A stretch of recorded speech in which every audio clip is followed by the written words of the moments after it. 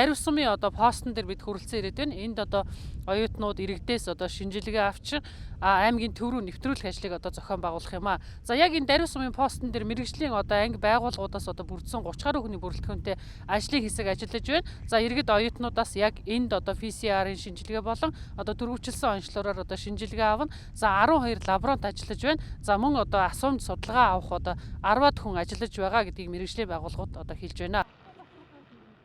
Ховд хотын үе таалга болох даруй сумын пост дээр мэрэгжлийн анги байгууллагын 30 орчим төрийн албан хаагч чигүүргийнхээ дагуу үүрэг гүйцэтгэж байна. Тэдгээрийн ажиллах орчин нөхцөлийг хэрхэн хангаж байгаатай аймгийн засаг дарга онцгой комиссийн дарга Дүгүржив газар дээр нь танилцаад ирлээ. Даруй сумын хяналтын пост дээр нэмэлтээр 5 гэр барьсан байна.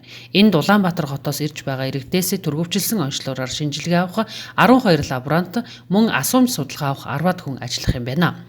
Хэрв төрөвчлсөн онцлогоор шинжилгээний хариу эерэг гарвал PCR шинжилгээний хариу гарах хүртэл сумын эрүүл мэндийн төвд 5, сурагчдын дотор байранд 20, нийт 25 хүнийг тусгаарлахаар байрыг нь бэлтгэжээ.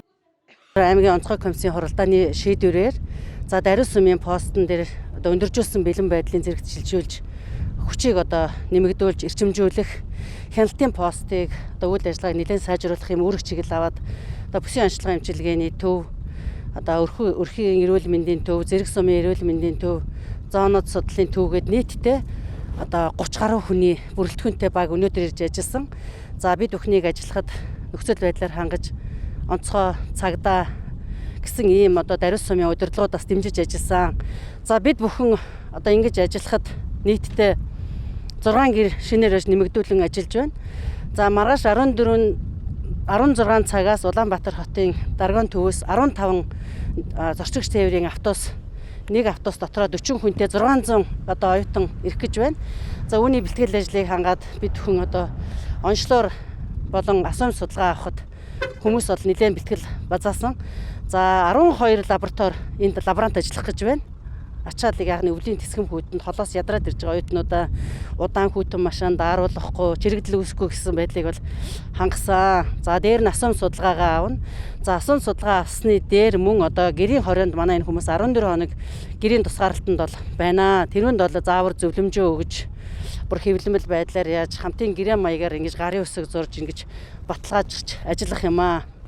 За энэ ажилласан ажиллагчид цаг агаар хүйтэн нөхцөл байдал хүнд байна.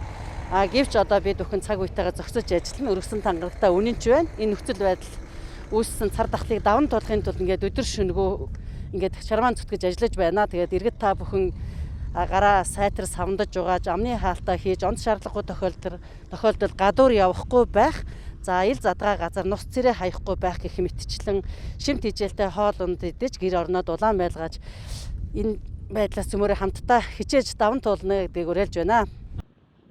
Ийхүү Ховд аймгийн онцгой комиссийн шийдвэрээр мэрэгжлийн анги албад өнөөдрөөс эхлэн нийслэл Улаанбаатар хот буюу COVID-19 цар тахлыг халдварын бүс нутгаас ирж байгаа иргэдээ хүлээж авах бэлтгэлээ бүрэн хангаад байна. Нийтдээ 3800 гаруй хүн ирэх бүртгэл бий. Өнөөдөр л гэхэд 600-аад зорчигчтой 15 автобус хүлээж авах юм а. Өвлийн хүүтэнд өндөр эрсдэлтэй орчин хүнд нөхцөлд ажиллаж байгаа ч аль болох иргэдэд шуурхаа үйлчлэхээр төлөвлөж бэлтгэлээ хангасан гэлээ.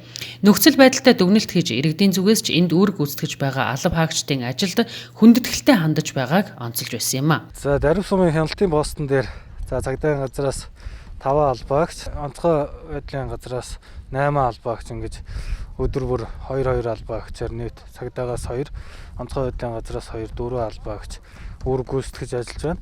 За цагдаагийн газраас бол энэ замын хяналт, за мөн хэв журмын зохицуулалтанд ажиллаж байна. За онцгой байдлын газраас ирсэн хүмүүсийн бүртгэл болон одоо тэр холбогдох бичиг баримтуудыг шалгах ийм ажиллагаануудыг бол хийж байна. За мөн даруй сум дээр одоо Ховд аймаг руу нэвтэрж байгаа хамгийн анхны зэг гэдэг утгаараа энэ дээр бол төрөвчлсөн байдлаар шинжилгээнүүдийг бол одоо хүн болгоноос авж байна.